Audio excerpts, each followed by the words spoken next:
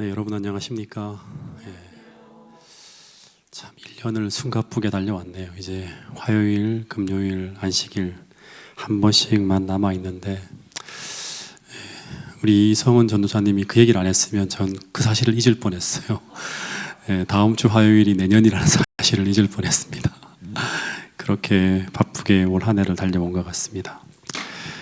또 지난 월요일 오늘까지 우리 문승대 장로님 모친상으로 교회가 장례를 치렀는데 아마 그 장제까지 갔다 오신 분들이 또 힘들어서 또 함께 저녁 집회 못 하시는 분들도 아마 계시는 것 같습니다. 어쨌든 장례를 은혜 가운데 잘 마칠 수 있도록 인도하신 하나님께 감사드리고 또 우리 슬픔 가운데 있는 유가족 분들을 위해서 계속 기도해 주시면 감사하겠습니다. 자, 오늘은 갈라디아서 4장 세 번째 시간입니다. 1절부터 7절까지 우리 내용을 지난번 잠깐 좀 보면 우리가 이 땅에서 하나님을 잃어버리고 살면 종과 다름없이 수많은 것들의 노예가 되어서 살아가게 된다고 합니다. 그런데 하나님께서 그런 우리를 구원하시기 위해서 어떻게 하시는가 하면 하나님께서 정하신 때에 그 아들을 우리에게 보내시고 또 그 아들의 희생과 공로를 통해서 그 아들을 대신해서 성령을 보내시게 되는데, 그런데 우리를 구원하기 위해 보내신 그 아들과 성령 하나님을 믿음을 통해 우리 삶에 모시게 될 때 우리는 그리스도 안에서 무엇을 경험하는가 하면 자유를 경험한다고 하는 거예요. 이 자유 안에는 평안도 포함되어집니다. 이게 하나님이 우리 안에 계신 증거예요. 그래서 이 자유와 평안은 우리가 믿음을 통해서 성령 하나님께서 그리스도께서 우리를 위해 예비하신 모든 것을 가지고 우리 마음속에 임하게 될 때 우리가 경험하게 되는 것이 자유와 평안이라고 합니다. 그래서 우리가 이 아들과 성령을 우리 삶에 모시는 그런 삶을 살아가야 되는데 어떻게 하면 우리가 그 아들과 성령을 우리 삶에 모시게 되는가? 계속 말하지만 믿음으로 옵니다. 정확하게 말하면 믿음으로 우리 자신을 하나님께 드리게 될 때요.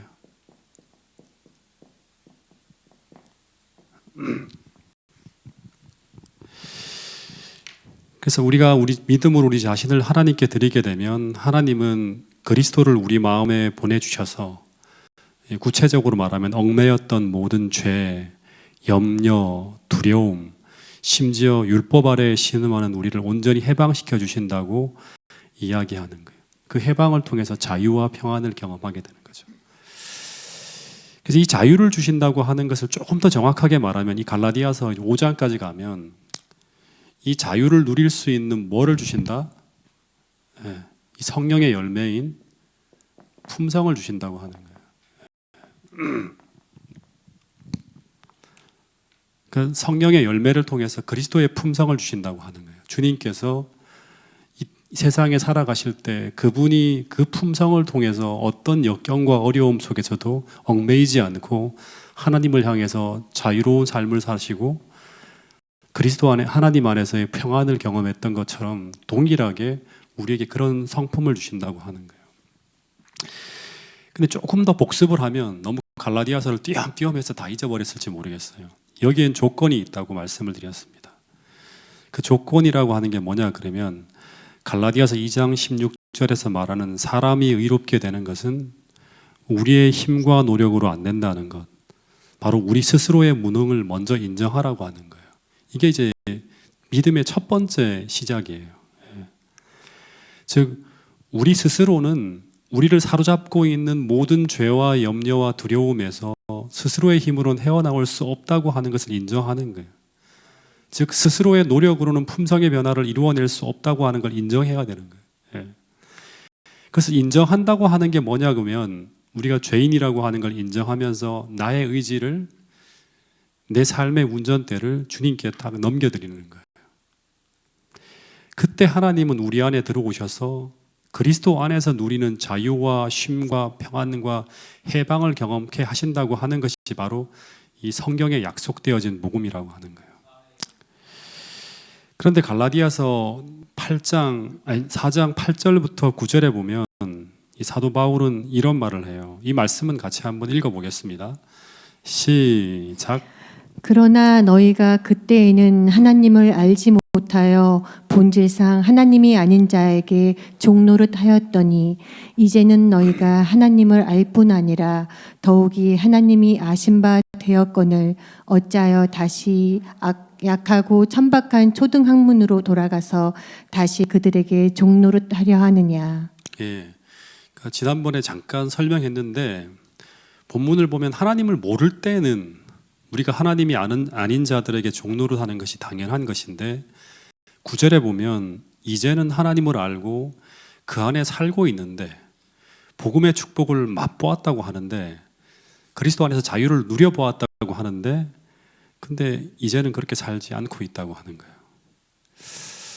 근데 여러분은 어떻습니까? 여러분은 이 복음 안에서 누리는 자유와 평안과 행복과 이 해방의 기쁨이 무엇인지 알고 있습니까? 지금 제가 이렇게 얘기하는 것들을 여러분들은 다 경험해 보신 분들입니까? 분명히 알고 있다고 저는 믿습니다. 구체적으로 표현을 안 할 뿐이지. 이 자유와 평안과 기쁨이 무엇인지 우리를 알아요. 예. 저는 처음에 복음을 경험할 때 이것이 무엇인지를 경험했어요. 스스로 전혀 헤어나올 수 없는 이 똑같이 말을 하나님 아닌 것에 이렇게 매여 있을 때 어떻게 거기서 하나님이 저를 자유케 하시고 평안을 주시고 그리고 그 자유와 평안을 누릴 수 있는 곳으로 나를 이끌어내셨는지를 알아요. 그리고 하나님께서 지금까지 저를 또 어떻게 이끌고 계신지도 저는 알고 있어요. 그리고 모든 그리스도인들은 이걸 한번 맛보게 되면 이제 무엇을 추구하는가 하면 그리스도 안에서 누리는 이 더 큰 자유와 더 큰 평안과 더 큰 행복을 꿈꾸면서 무엇을 구하는가 하면 추구하는가 하면 더 큰 믿음을 추구한다고요. 믿음에서 믿음으로 성장하는 그 과정 속에 들어가서 계속 더 큰 믿음을 구하게 돼요. 그러니까 우리 자신을 더 온전하게 드리려고 하는 거죠.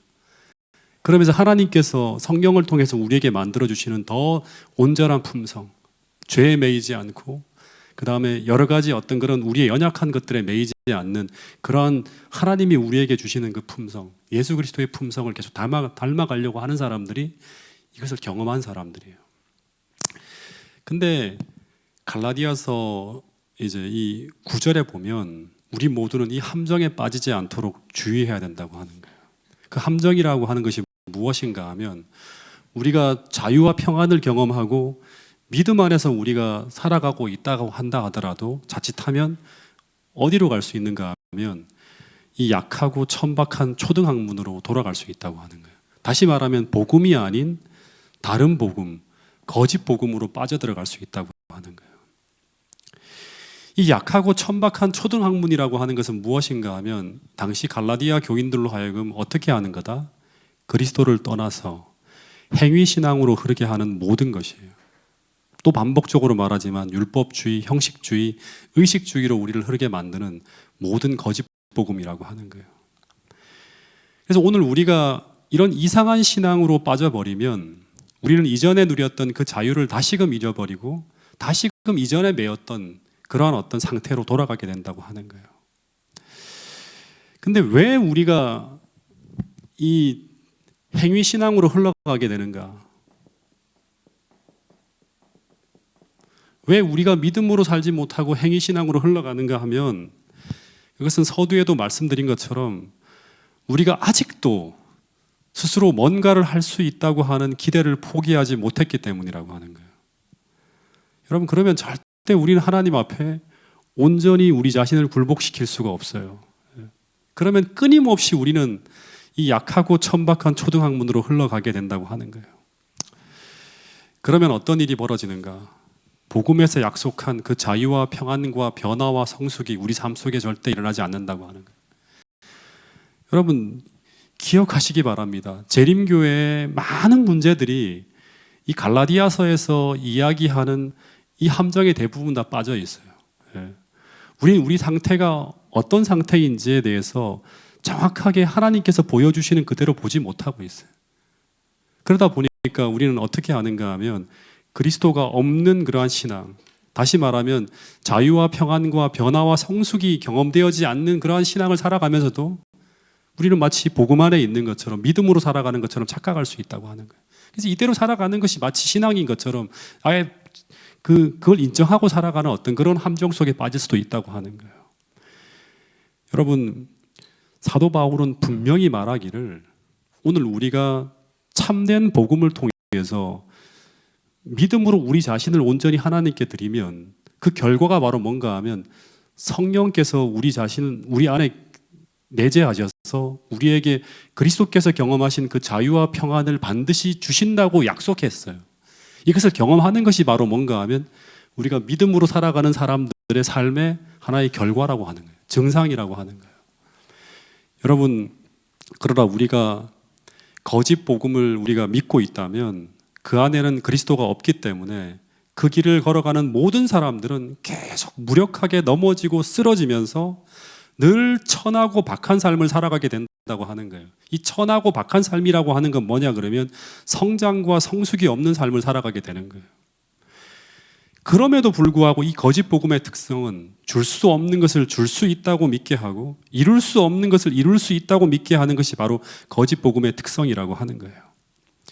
여러분, 다시 한번 이 시간 우리 자신이 이 갈라디아서에서 말씀하는 것처럼 얼마나 우리가 무력하고 얼마나 무능하고 얼마나 속절없는 존재인지, 그래서 우리가 얼마나 주님이 필요한 존재인지 다시 한번 말씀과 성령을 통해서 또다시 확인하고 이 시간 철저하게 우리 자신에 대한 믿음을 버리고 다시금 믿음의 주여 우리를 온전케 하실 수 있는 주님을 바라보고 그분에게 우리 자신을 온전히 드릴 수 있는 우리 모두가 될 수 있기를 간절히 바라겠습니다.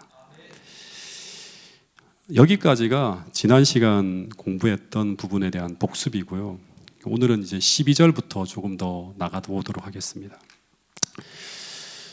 이 12절에 보면 이 바울이 이 자유의 복음을 경험하며 살아가고 있는 자신을 통해서 복음을 누리는 삶이 무엇인지 보여주려고 하면서 이런 얘기를 해요. 굉장히 엄청난 고백인데요.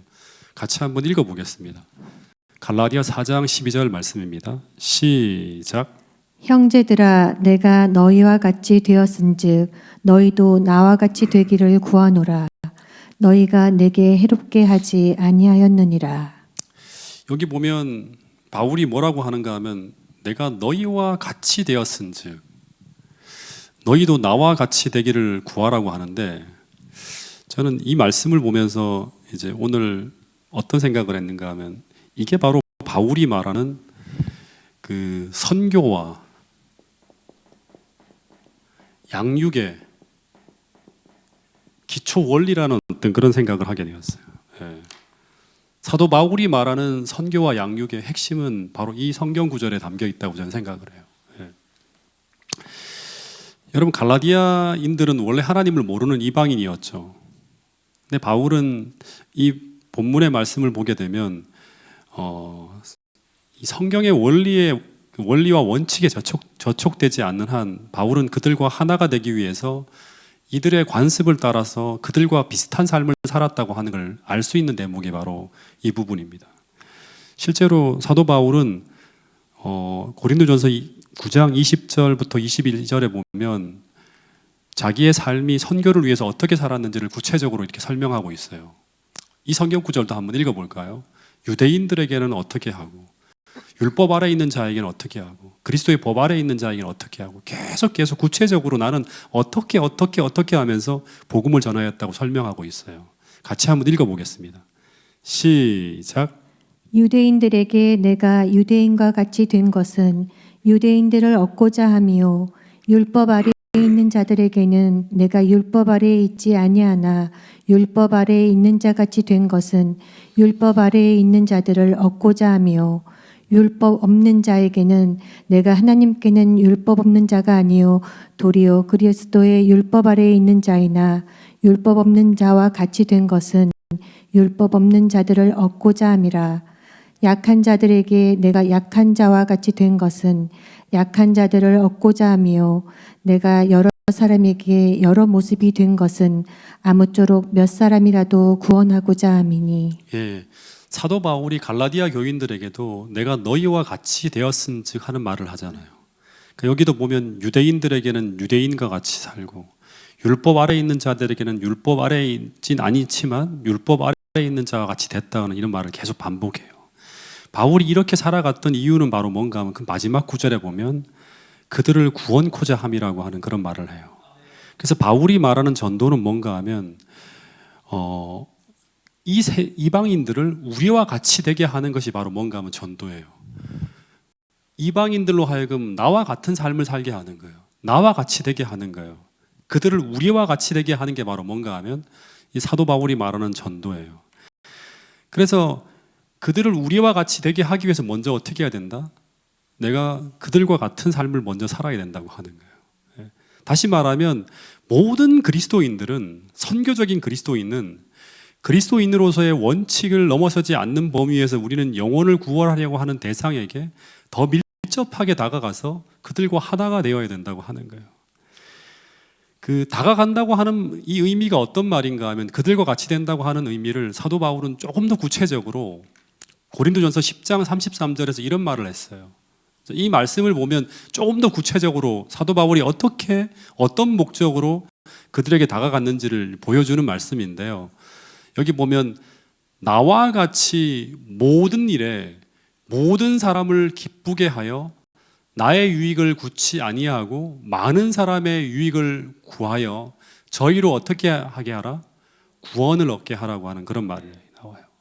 다시 말하면 모든 사람을 기쁘게 하기 위해서 나의 유익을 구치 않고 많은 사람의 유익을 구하여 결국 저희로 하여금 구원을 얻게 하려고 애쓰는 것, 이게 바로 뭔가 하면 그들과 같이 내가 되고 그들에게 다가가고 또 그들의 삶 속에 들어가서 그들과 하나 되어지는 그 과정 속에서 벌어진 모든 일들이라고 하는 거예요.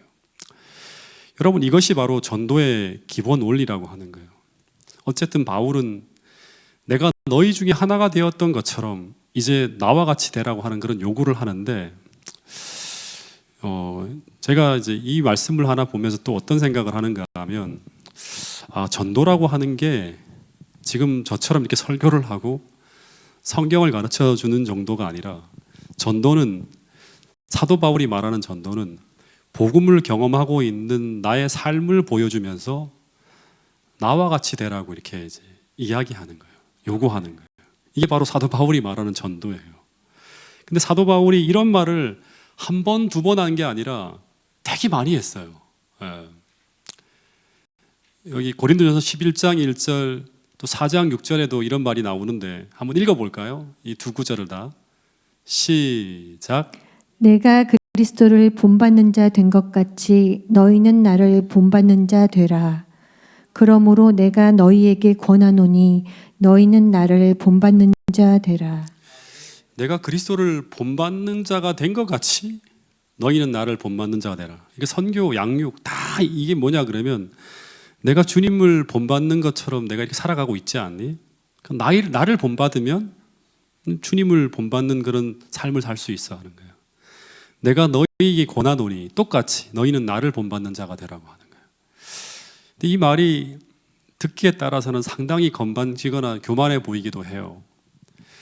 근데 바울이 이런 말을 이 갈라디아 교인들에게 거침없이 말하고 있는 것은, 지금 바울은 어떻게 본다 그러면 완벽하고 완전한 삶을 살아가고 있는 것은 아니라 하더라도 갈라디아 교인들에게 적어도 복음이 무엇인지 그는 완전히 경험을 하고 있고요.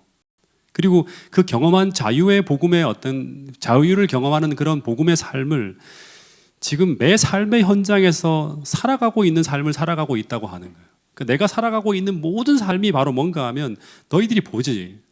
내가 지금 이런 어려운 상황 속에서도 하나님이 주시는 자유와 평안을 경험하고 있고, 이 복음의 결과가 바로 내가 이렇게 살아가는 삶을 통해 나타나고 있다고 하는 것을 정확하게 보여줄 수 있는 거예요.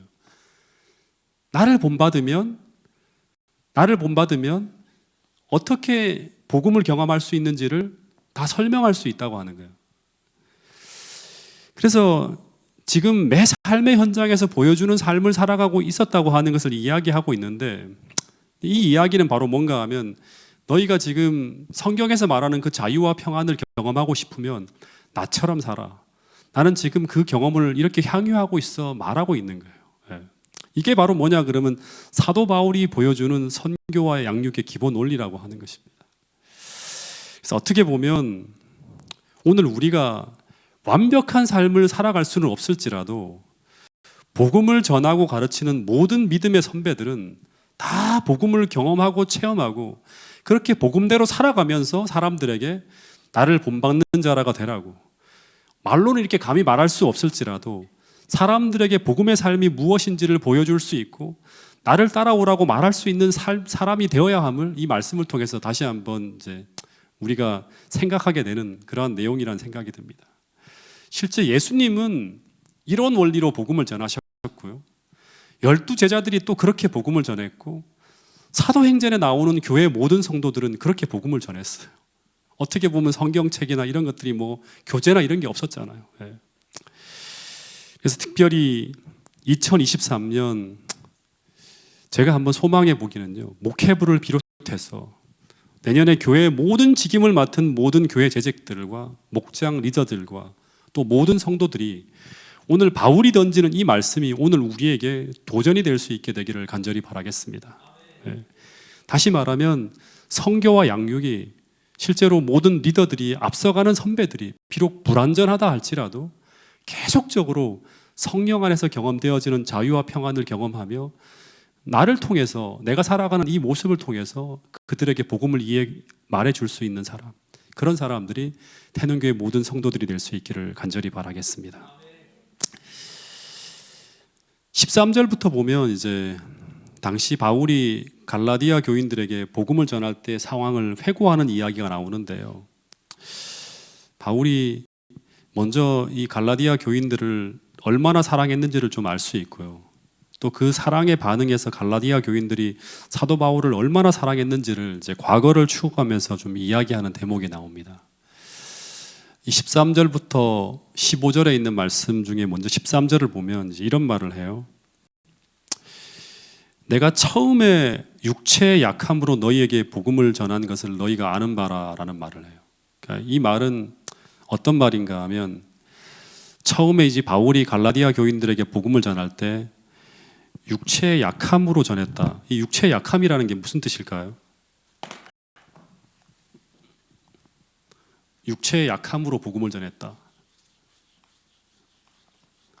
여러 주석들을 보면 사도 바울이 어떤 질병에 걸렸다고 하는 것을 이제 말해주는 그런 대목이라고 합니다.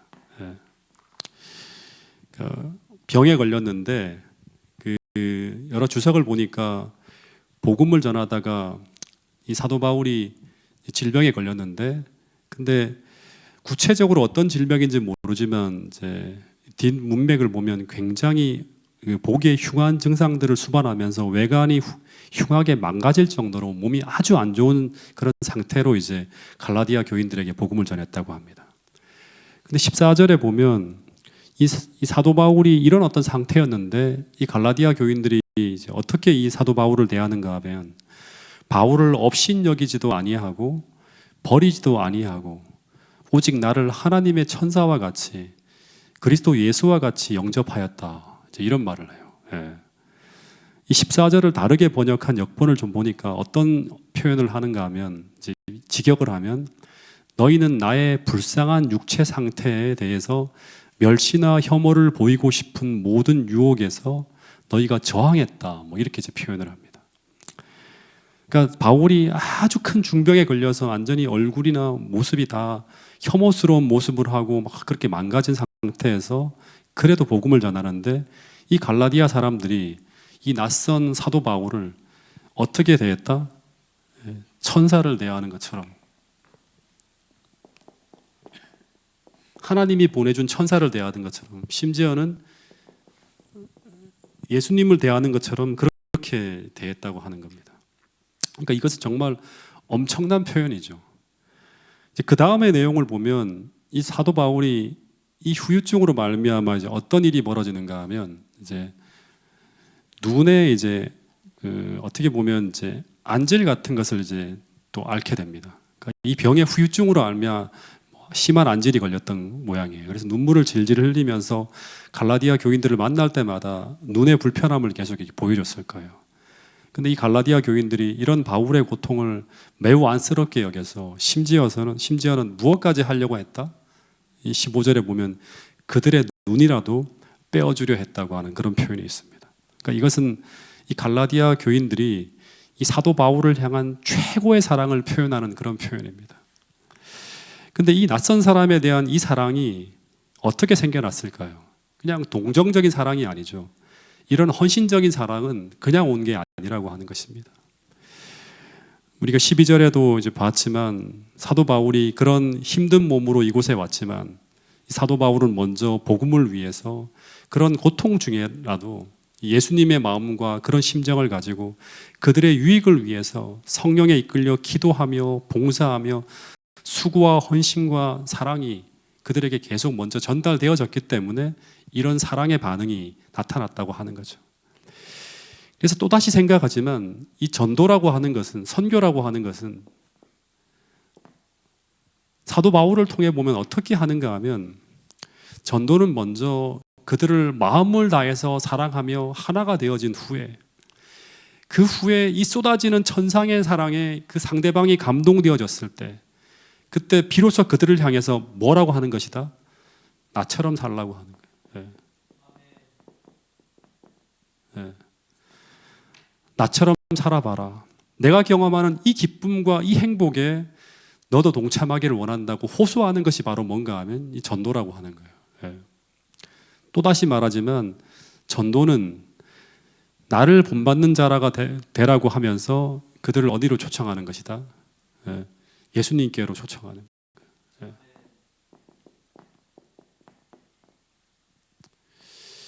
이게 사도 바울이 오늘 우리에게 보여주는 그런 전도의 원리라고 하는 것입니다. 그래서 오늘 이 바울의 열정과 이 헌신이 오늘 이 태능교회 모든 성도들의 삶에도 나타나게 되기를 간절히 바라겠습니다.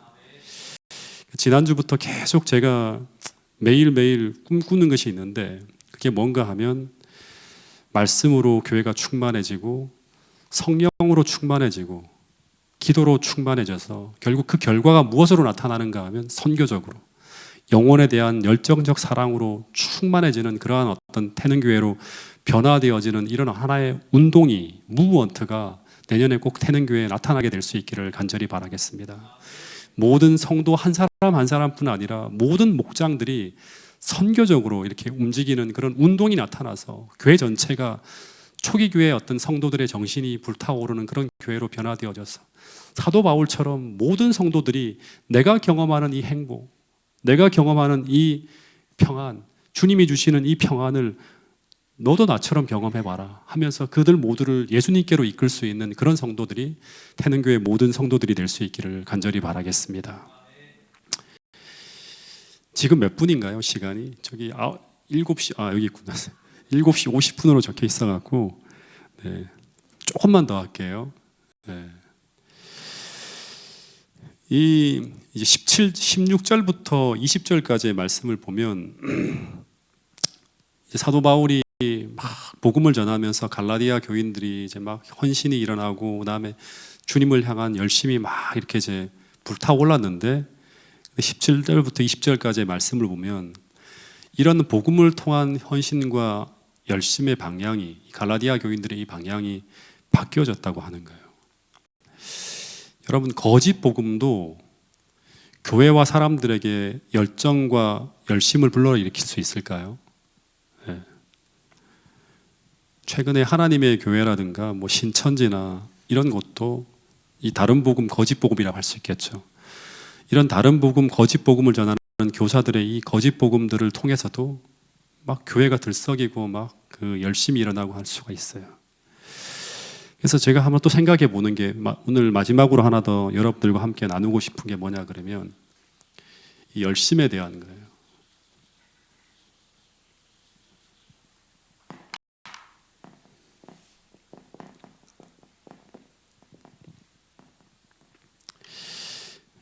이 복음이라고 하는 것이 이제 우리 마음속에 들어온다고 하는 건 뭐가 들어오는가 하면 예수님에 대한 사랑이죠.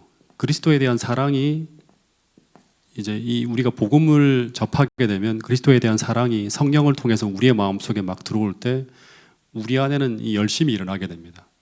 이건 반드시 나타나는 하나의 결과예요. 근데 이 열심이 어디를 향하는가 하면 예수님을 향해서 나타나게 돼요. 예, 예수님을 향해서. 그래서 모든 참된 복음을 소유한 교사들은 어떻게 본다 그러면 최선의 노력을 다해서 사람들의 열심이 누구를 향할 수 있도록, 주님을 향한 열심이 될 수 있도록 모든 노력을 다할 것이라고 하는 거예요. 이게 침례 요한의 모습이죠. 사도 바울의 모습도 마찬가지로 이런 모습이었어요. 예. 이 모든 참된 교사들이 복음을 소유한 사람들의 모습이에요. 예. 근데 당시 다른 복음, 이 거짓 복음을 전하는 이 거짓 교사들은 이 갈라디아 교인들의 열심히 누구를 향하도록 하는가 하면 17절에 보면 이런 말이 있어요.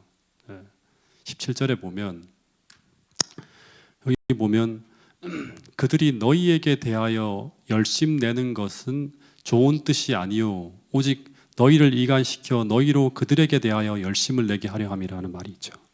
그러니까 17절에 보면 이 열심이 예수님에게로 향하는 게 아니라 누구에게로 향하게 한다? 그들에게로 하는 거죠. 이게 거짓 복음의 하나의 어떤 그런 결과라고 하는 거예요. 어떻게 보면 그 거짓 영이 역사하는 곳에 가보면 전부 다 이제 예수님을 높이고 찬양하기는 하지만 어떻게 본다 그러면 교묘하게 인간을 높이는 일들이 벌어집니다. 그래서 언제나 뭐가 등장하는가 하면 그 인간 영웅이 등장하게 돼요.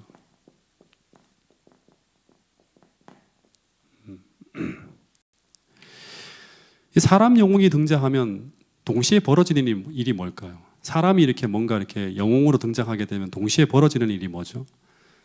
이 두 가지는 같이 양립할 수가 없는 거예요. 인간 영웅이 등장하게 되면 예수님은 가려지게 되는 거예요. 예. 어떻게 본다 그러면 이 자아 숭배의 정신은 혼잡한 복음으로 세워지는 도시, 이 바벨론이라는 도시의 특징이죠. 예. 바벨이라고 하는 게 뭐냐 그러면 복음도 있지만 뭐도 있다? 이 복음이 아닌 오류도 있는 거예요.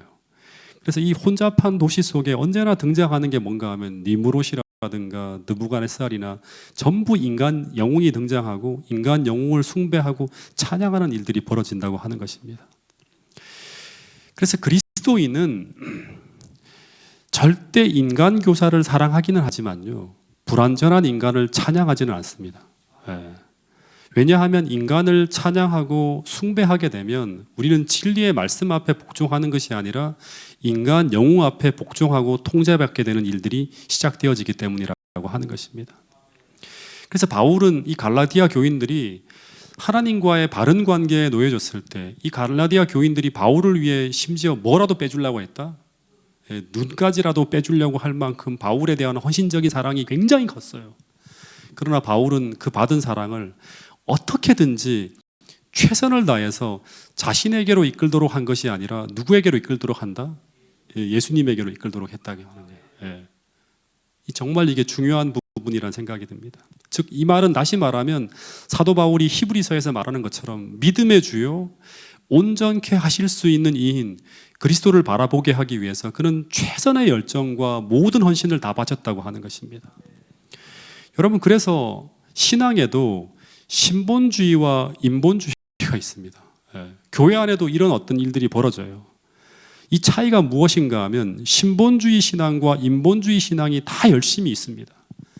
근데 신본주의는 하나님을 기쁘게 하기 위한 것이 초점이에요. 근데 인본주의는 뭔가 하면 인간을 기쁘게 하기 위한 것이 초점이라고 하는 것입니다. 여러분 그래서 교회가 부흥되어지는 것도 거짓 부흥이 있고 실제 부흥이 있다고 하는 거예요. 우리는 반드시 이걸 구분해야 돼요. 거짓 부흥은 뭔가 하면 한 사람을 보고 몰려오면 거짓 부흥입니다. 예. 근데 진짜 부흥은 뭔가 하면 온 성도들의 삶 속에서 하나님이 보이는 거예요. 오늘 이 사도 바울이 이야기하는 그런 일들이 나타나는 거예요. 예. 그 교회에 참 정말 그리스도가 나타나고 드러나서 수많은 성도들의 삶 속에서 예수님이 다 보이는 거예요. 나타나 보이는 거예요. 그러면서 그 사랑에 반응해서 수많은 사람들이 몰려오는 거예요. 대부분의 사람들이 전부 다 내가 그것을 경험하고 있고 내 안에 계신 그리스도가 사람들에게 보여지고 내가 경험하고 있는 그 복음의 체험이 사람들에게 흘러 넘어가는 거예요. 그런 일들이 벌어질 때 진짜 부흥, 거품 부흥이 아니라 실제 부흥이 일어난다고 하는 것입니다. 여러분, 그래서 이 시간 다시 한번 여러분과 저의 신앙을 점검할 수 있게 되기를 바라겠습니다. 우리의 열심이 정말 어떤 인간이나 어떤 세상적인 것이 아니라 하나님께 대한 열심으로 우리 삶이 드려지고 바쳐지는 그런 성도들이 모여 있는 곳이 태능교회 성도들이 될 수 있기를 간절히 바라겠습니다. 이 19절부터 20절의 말씀이 참 감동적인데요. 이 말씀을 같이 한번 읽어보겠습니다. 19절, 20절, 여기 갈라디아 4장 19절부터 20절에 있는 말씀을 같이 한번 읽어보겠습니다. 시작. 나의 자녀들아, 너희 속에 그리스도의 형상을 이루기까지 다시 너희를 위하여 해산하는 수고를 하노니 내가 이제라도 너희와 함께 있어 내 언성을 높이려 함은 너희에 대하여 의혹이 있음이라. 여기 보니까 이제 이 사도 바울이 마지막으로 나의 자녀들아라고 부르면서 마치 사도 바울 자신이 어머니처럼 이렇게 이제 스스로를 비유해요. 그러면서 이 본문에 보면 자신이 그들을 위해서 해산하는 수고를 했다고 하는 이야기를 해요. 이 해산하는 수고라고 하는 의미가 뭔가 하면 그 옛날에 이제 성주가 처음 태어날 때 이 성주 엄마가 성주를 낳기까지 얼마 정도의 통증이 있었는가 하면 그 전날 7시에 들어가서요. 그 다음날 오후 4시까지 자그마치 20시간 가까이 지속되어지는 진통 속에서 거의 엄마가 죽기 직전의 상황까지 가고 난 후에 이제 성주가 태어났어요. 고통이 얼마나 극심한지를 이제 알 수 있는 그런 어떤 시간들을 제가 겪는 것을 봤는데, 근데 이 바울이 뭐라고 하는가 하면 이 갈라디아 교인들이 처음 그리스도를 받아들였을 때 사도 바울이 어떤 희생을 치렀다? 내가 그런 마치 여인이 자식을 낳을 때 해산하는 것과 같은 그런 고통을 치렀다고 하는 거예요. 그런 희생을. 근데 사도 바울이 무슨 말을 하는가 하면 근데 이 희생이 단지 그들이 예수님을 받아들이는 것으로 그치는 것이 아니라 그때 그 희생을 치렀지만 지금 그들의 삶 속에 예수님의 형상이 이루어지기까지 또다시 헌신하겠다고 하는 그런 결심을 하고 있는 거예요. 네. 이 말은 어떤 말을 하고 있는가 하면 그들이 다른 복음을 쫓아가는 이런 배교를 하고 있음에도 불구하고 사도 바울은 그들을 포기하는 것이 아니라 또다시 해산하는 고통을 겪겠다고 말하는 거예요. 이것이 바로 하늘이 보낸 참된 교사와 거짓 교사들과의 차이라고 하는 거예요. 거짓 교사들은 이 갈라디아 교인들을 지배하려고 애쓰고 있어요. 그래서 그들은 그들의 명성과 지위라고 하는 이기적인 야심을 가지고 그들을 이끌고 있는데 사도 바울은 어떻게 하고 있다? 그들을 진심으로 사랑하기 위해서 희생할 각오를 하고 있다고 하는 것입니다. 그래서 바울은 오직 그들 안에 그리스도의 형상이 이루어지기까지 수고를 할 각오를 하고 있다고 하는 것입니다. 심지어 사랑의 대상인 이 갈라디아 교인들에게 고통스러운 반대와 공격을 받는 한이 있더라도 그들은 그들을 진정으로 사랑하는 마음으로 심지어 20절에 보면 언성을 높일 수도 있는 그런 사람이었다고 하는 것입니다. 여러분, 오늘 이 내용을 통해서 다시 한번 여러분과 저희들의 저의 삶 속에서도 사도 바울처럼 이런 사랑으로 우리가 영혼을 대할 수 있는 그런 마음으로, 그런 복음을 가진 사람으로, 참된 교사로 우리 모두가 거듭날 수 있게 되기를 간절히 바라겠습니다. 다시 말하면 영혼을 구원을 하기 위해서 생명을 바쳐서 해산하는 수고를 기꺼이 감당하는 이런 마음으로 주님 앞에 우리 자신을 드릴 수만 있다면 오늘 이 교회의 수많은 성도들에게도 하나님께서 준비된 수많은 영혼을 보내주셔서 초기 교회에서 벌어졌던 수많은 부흥의 그런 결실들이 태능교회에서도 나타날 수 있다고 성경은 분명히 이야기하고 있습니다. 그런 교회를 향해서 다시 한번 우리가 복음 앞에 우리 자신을 드리고 헌신할 수 있는 태능교회 모든 성도들이 될 수 있기를 간절히 바라면서 오늘 말씀을 줄이도록 하겠습니다. 기도 제목을 드리도록 하겠습니다.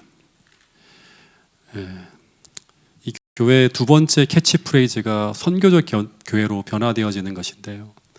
이 선교적 교회로 변화되어지기 위해서 이 교회에 다시금 새롭게 해야 될 것이 무엇인지를 우리가 하나하나 말씀을 통해 보면서 그 교회로 나가는 우리 태능교회가 될 수 있도록 기도해 주시면 감사하겠고요. 두 번째는 어저께부터 오늘까지 이제 우리 문승태 장로님의 모친상으로 우리가 장례를 치렀는데 우리 문승태 장로님과 유가족들을 위해서 기도해 주시면 감사하겠습니다. 그 세 번째는 제가 이 태능교회 부임한 이후로 거의 매일같이 고민하고 기도하는 문제가 주차장 문제입니다. 이 문제가 하나님의 은혜 속에서 잘 해결되어져서 교인들이 또 새로운 영혼들이 교회에 오는데 불편함이 없도록 이 문제가 잘 해결될 수 있도록 여러분 기도해 주시길 바라고요. 그리고 네 번째는 이제 우리가 다음 주부터입니다. 다음 주 돌아오는 안식일 말고 그 다음 주 안식일부터 이 교회가 9시 50분부터 이제 안식일 학교가 시작되어집니다. 그리고 이제 한 몇 주간을 시간을 보낸 후에는 이제 교과반이 또 새롭게 편성이 되어집니다. 이 일을 위해서 고민하고 기도하면서 애쓰고 있는 우리 안식일 학교와 또 선교부를 위해서 함께 기도해 주시면 감사하겠습니다. 이 기도 제목을 가지고 개인 기도 시간을 가진 후에 우리 마치는 순서를 또 함께 나누도록 하겠습니다.